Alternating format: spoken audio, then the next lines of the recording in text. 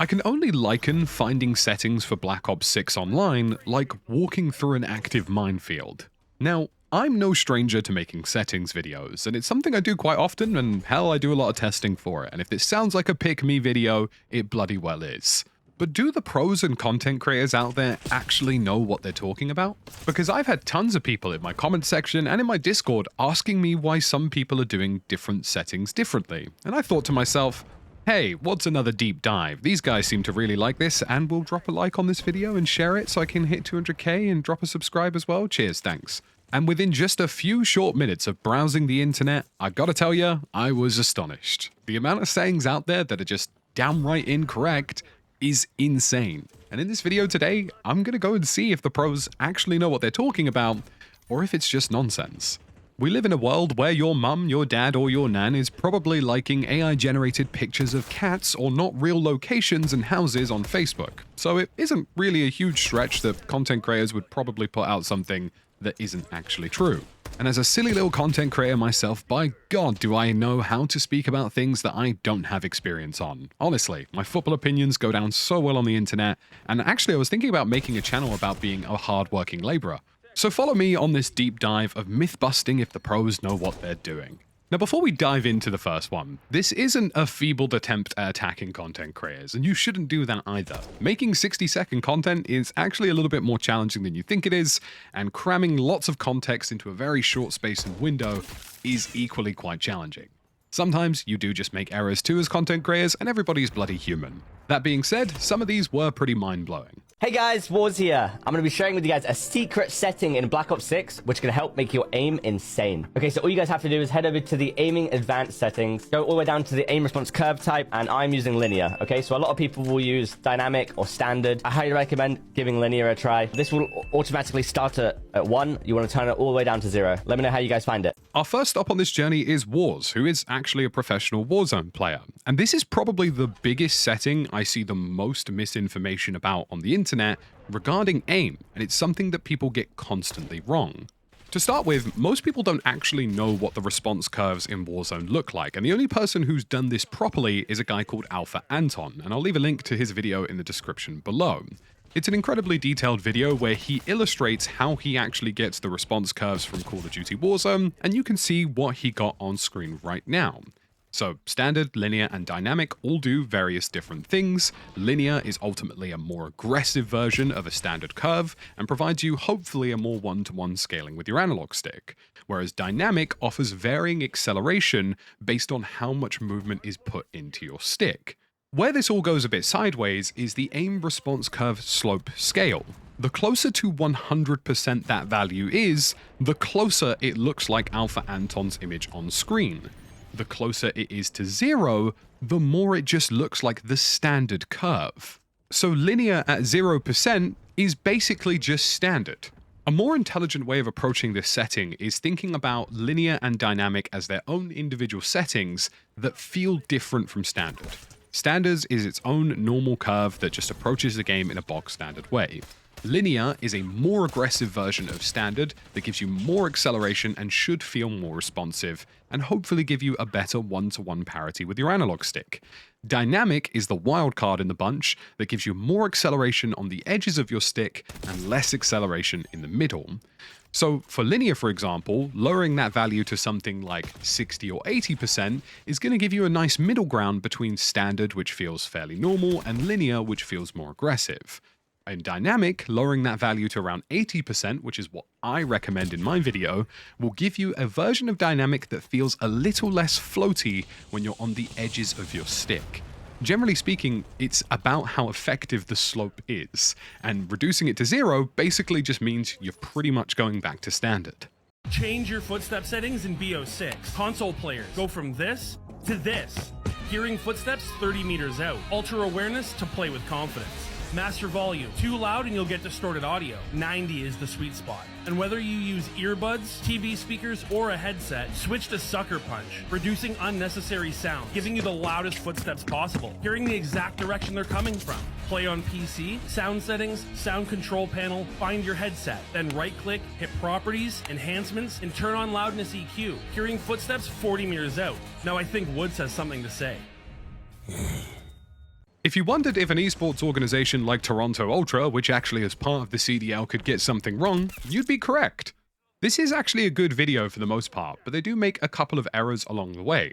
I do like how they did think about console players and PC players a little bit separately though, although to be honest with you, the bigger distinction is whether or not you're playing on speakers or on a headset. To start with, having your master volume at 100 absolutely does not distort the audio. Anything above 100%, for example artificially inflating it in Windows, would give you distorted audio, but at 100, that does not exist.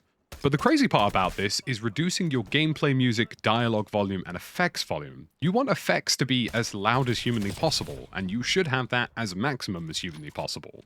It's dialogue that you want to reduce, and gameplay music generally should be at 0.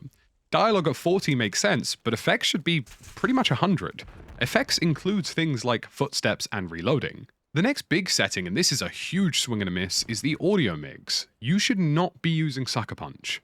Now, TVs, earbuds, and headphones generally have entirely different profiles, but both earbuds and headsets should always be using either Treyarch mode or the headphone mix, and where possible, enabling the universal HRTF profile. For those of you on PlayStation, you already get a certain spatial audio from PlayStation's built-in 3D audio system, which is why the Treyarch mix and headphone mix is much more acceptable. TV speakers are probably the only place where using Sucker Punch audio makes sense. And all Sucker Punch audio does is boosts low frequencies like footsteps, and that's also easily achievable in the accessibility options. But again, universally, for the vast majority of you using headsets, you absolutely should be using the Treyarch mix or the headset mix. And as covered in my most recent video, HRTF or head-related transfer function is a massively important feature that you should enable where possible. The last thing for me here is loudness equalization. Loudness equalization is a very dirty way of achieving something that you can do better. Now, what loudness EQ ultimately is a way of reducing higher volume noises and compensating for lower volume noises. For example, when you have really loud gunshots, those get lowered down. If you have really quiet footsteps, those should be boosted up. And it does what it says on the tin. It equalizes that audio. The reality is, this is a very messy way of doing things that can actually leave lots of frequencies and sounds in the mid-ground feeling a bit strange, and positionally also makes things somewhat a bit more awkward. You will generally feel more audible range, but in my experience with loudness EQ, it actually makes identifying the location of positions a little bit more muddy and confusing in places. Now, if you really want to go the step above at advancing your audio whilst using Call of Duty or Black Ops 6, what you should be trying to get hold of is a limiter. A limiter basically provides a threshold where the noise can only go past a certain level before it's dropped.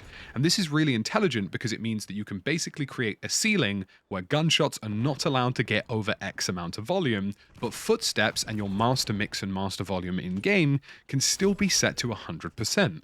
This is personally what I use at home. In terms of footsteps and positional audio, you're still getting the raw mix from the game at 100% volume, but loud noises like explosions and gunshots get reduced. I personally use Elgato's Wave XLR software to achieve this, but there are lots of other ways to do it like virtual audio cables or virtual audio devices. Are you using a controller and you're dying like this? Then try these simple Black Ops 6 settings. So first what you want to do is go to movement, go to sprint assist, tactical sprint assist, and turn this value all the way down. This will make you a lot less sluggish and a lot less clunky while running around in the map. Next, you want to go over to your controller settings and your dead zone inputs. Change your left and your right stick minimum both to 0, and your left and your right stick maximum both to 70. This will give you that really sticky aim assist. Next, you want to change your left and your right trigger values both to 0. This will activate your attack sprint a lot more faster, and overall is extremely helpful with the new Omni movement. Now you want to head to your aiming tab, go to aiming advanced settings, and you want to change your ADS sensitivity transition timing to instant, and your aim response curve type to dynamic. Back on the topic of the lovely controller settings, we have the real snowy. And one of the biggest issues I see with people approaching dead zones is that they're misinterpreting what dead zones actually do. Now, having your dead zone at 0 actually doesn't give you better aim assist. Generally speaking, Call of Duty registers aim assist in terms of tracking and rotational once a certain input threshold is met, and that's usually about 30% input in order for you to reach that point. Having lower dead zones means you should get more reactivity in those circumstances, but having them at 0 means you're going to introduce stick drift at a monumental level. And considering the aim assist has been nerfed really heavily at close range, the last thing you want is your stick drifting all over the place whilst you're in one of those fights. There is actually a dead zone tester in-game that you can very easily use to see how low you can get your dead zone before stick drift is introduced, and I highly recommend using that. As for your left stick dead zone at maximum being lower, that's actually a perfectly good tip, and your lower left stick dead zone movement to around 70 or 75 is going to give you better responsive movement. For your right stick, that's a little bit more subjective and depends on some other settings. I've personally used my right stick max at 85 because I feel tracking targets is more responsive with a dynamic curve. But for most people, I would say leave that at 100. It's only if you really know what you're doing in relation to your response curve, the response curve slope, and your max dead zone for you to achieve the best possible settings on that front. If you don't know what that looks like in combination, you probably shouldn't be touching it. Give this a try the next time you play Black Ops 6 Zombies. If you're using something like a mutant injection or a laptop-based score streak like a chopper gunner, it's gonna make you immune while you use it. You're completely invulnerable to damage, and that means that you can essentially use them like a dying wish. So you might not even want to be doing a crazy amount of damage in that moment, but you just don't want to go down, and if that's the case, you can just pull out one of these score streaks and become impervious to any damage that the zombies might be throwing at you.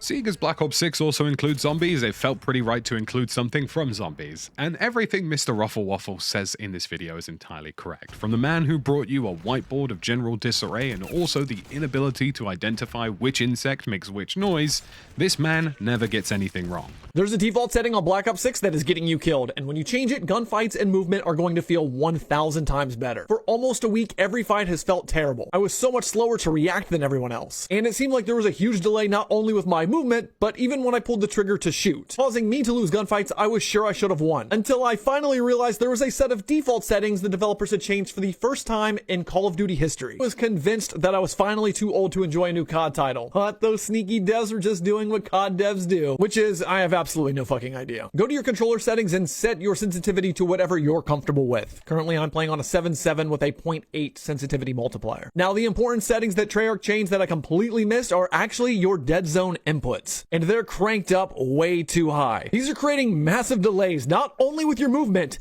but also when you pull your trigger to shoot. Your left stick minimum should be all the way down to 0 or as close to 0 as possible. Right stick minimum should also be as close to 0 as possible. If you have a little bit of stick drift, I would recommend turning up to 2, maybe 3 at most. For the first time ever, these are set greater than 0, and it's causing a delay when you aim down sight and shoot your weapon. Turn these both down to 0. And for a bonus tip that will help your movement feel even more responsive, I recommend turning your left stick max all the way down to 70. Next one is from Rytech Live, and this is a much better way of approaching general dead zones in Black Ops 6. Now, like I mentioned, making a video and fulfilling lots of context in a short 60-second window can be quite challenging, and including all that context for very complex settings is difficult. But this is perfect. The left stick minimum, the right stick minimum, the left stick maximum, the right stick maximum are all explained at very high detail here.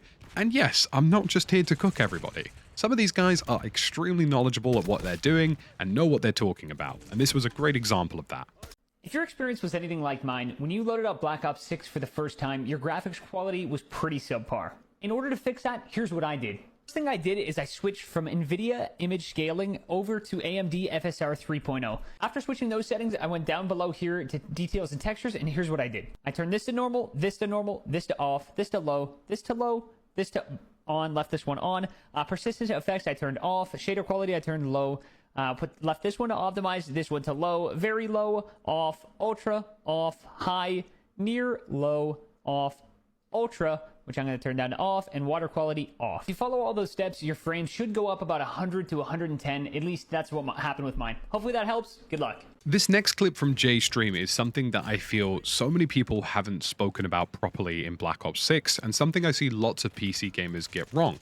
And some of these sayings do apply to console too, especially things like fidelity caps. Now, for those of you who are unaware, AMD FSR and NVIDIA DLSS do give you extra frame rate. But the way they achieve that is potentially by adding input latency.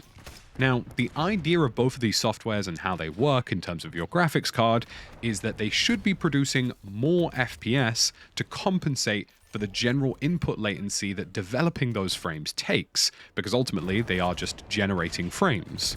If you have more frames, your general input latency should be lower. Now, the problem with that, and why DLSS and FSR get mucky in places, is because in CPU-bound games, where the game is limited by the CPU itself or is CPU demanding, adding DLSS or FSR to the equation may not give you the FPS returns that you think it will, and in turn will actually increase your input latency.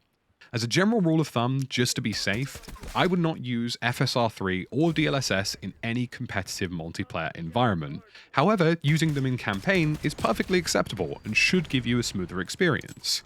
Another small note, and something that I probably will test in more detail at a future date, is NVIDIA DLAA, and I don't actually see a huge amount of people using DLAA. Now, Fidelity FX CAS and DLAA don't necessarily add a performance impact to your game. All they are is sharpening filters. DLSS is not DLAA, DLAA is its own individual separate thing, and effectively DLAA and Fidelity CAS ultimately intend to improve the general anti-aliasing and sharpening of your game. If you are on an NVIDIA card, and until I test this properly, I would actually recommend trying out DLAA and seeing if you like the visual appearance compared to Fidelity CAS, and if you do and you notice a better frame rate, stick with it. They ultimately do the same thing, but for whatever reason I have it in my head that an NVIDIA card might end up handling it better because it's their own software, and if you have an AMD card, it's Fidelity CAS all day and it probably will handle that better. Chances are that could be entirely incorrect, but it's worth having a go with. You can make Black Ops 6 look a lot better from just the in-game settings, turning it from looking like this to looking like this. Turn world and weapon motion blur off, depth of field or fidelity effects on-demand texture streaming, set this to optimized. Field of view between 110 and 115, I don't recommend maxing it out. ADS field of view affected, weapon field of view, turn this to wide.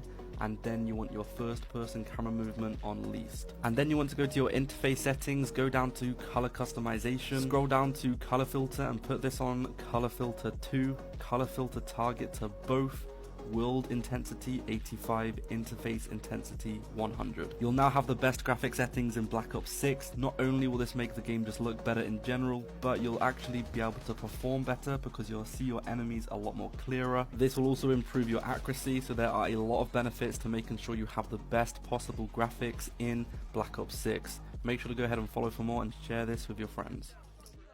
Next up is Lukey providing some graphics options. Now, this is actually a really good video bar one thing.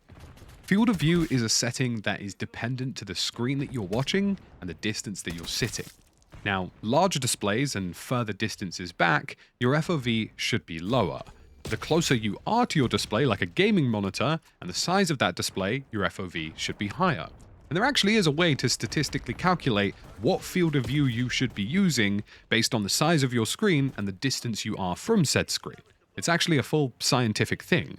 Generally speaking though, having a higher field of view can be quite beneficial in a game like Call of Duty where you want to be more visually aware of your surroundings. It's just worth noting that if you happen to be playing on a very large TV over very large distances, that setting may not be particularly helpful. As for the color stuff, this is very useful information, and actually very good in terms of boosting the overall quality and contrast in the game, and the more contrast there is between colors and shadows, the more likely your brain is actually going to register movement from something like an opponent in a dark scene. This is actual visible science in this, and it does not only just visually look a little bit more appealing, it does have some in-game benefits too. The only thing I'd add to this video, which again, very difficult to squeeze into 60 seconds, and he did a really good job of it, is just the fact that the filtering system in this game can sometimes be a little bit weird. I know for a fact that when I covered these graphics settings, some people mentioned that Filter 1 didn't seem to work on PlayStation, but Filter 2 did, and Filter 3 was somewhere in between, and it seems to vary from platform to platform for whatever reason. Generally speaking, try all the different filter options and try the settings maxed out as much as humanly possible, and you should be able to see whether the game visually looks brighter. If it does, stick with it. If you don't like it, change it a little bit. Color intensity is a very important thing.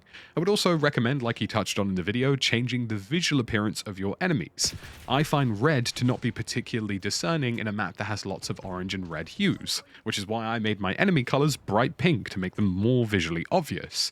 And if you want a super pro tip, the color that your brain actually reacts to the fastest and finds visually most identifiable is actually cyan. So if you have a cyan reticle, that is actually a really good way of going. That's about it for this video, myth-busting, pro tips and guides and settings and everything in between. This video is a bit of a pick-me video, and quite frankly, I don't care. We have a whole segment in our Discord talking about these settings, and I just don't think people do enough research before they put some of this information out there. Again, some of this is hard to do. 60 seconds to fit really complex information is tricky, hence why this video is nearly 15 minutes long to explain some of the context surrounding the decisions that are being made. But the truth of the fact of the matter is, going for Warzone settings or Black Ops 6 settings is like stepping through a bloody minefield, and most people generally seemingly don't know what they're talking about. Even Toronto Ultra, who are a multi-million-dollar esports organization that exist in the Black Ops realm.